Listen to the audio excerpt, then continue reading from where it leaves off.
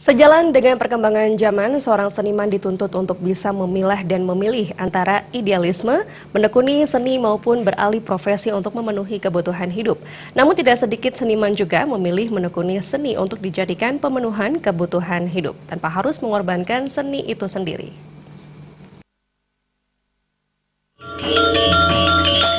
Menekuni profesi seniman tentunya seseorang akan berpikir dua kali untuk mengambilnya. Terlebih, ada pandangan seni tidak bisa menjamin hidup sehingga profesi seni semakin terpinggirkan. Salah satu seniman Bali, Anagung Swarasana atau yang akrab disapa Ajik Matahari menilai, keputusan seseorang untuk memilih seni maupun tidak itu adalah sah saja.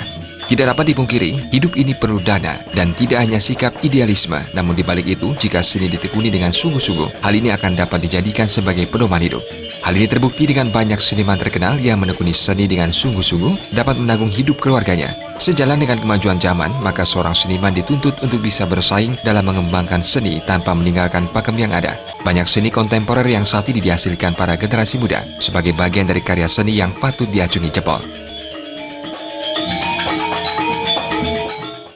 Gitu kalau masalah seniman sekarang dalam konteks sekarang zaman order baru, artinya zaman sekarang yang saya lihat dan saya pantau, nah itu istilahnya seniman itu bergelut sekarang untuk menghidupi keluarga atau yang lain, dia bergelut di pariwisata untuk mendukung sebagai seniman dan sebagai memberikan sesuatu nafkah kepada keluarga. Sehingga budaya itu memang harus dilestarikan. Karena kebudayaan yang dulu perlu di zaman sekarang ini dikembalikan lagi.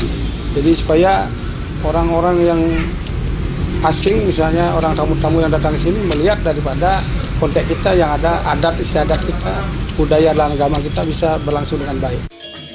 Kemajuan zaman tidak sepenuhnya membawa dampak buruk bagi perkembangan seni, namun juga menjadi dampak positif di saat para seniman muda dapat menghasilkan karya seni dengan mengadopsi kemajuan zaman tanpa meninggalkan pakem. Terima aja Bali TV.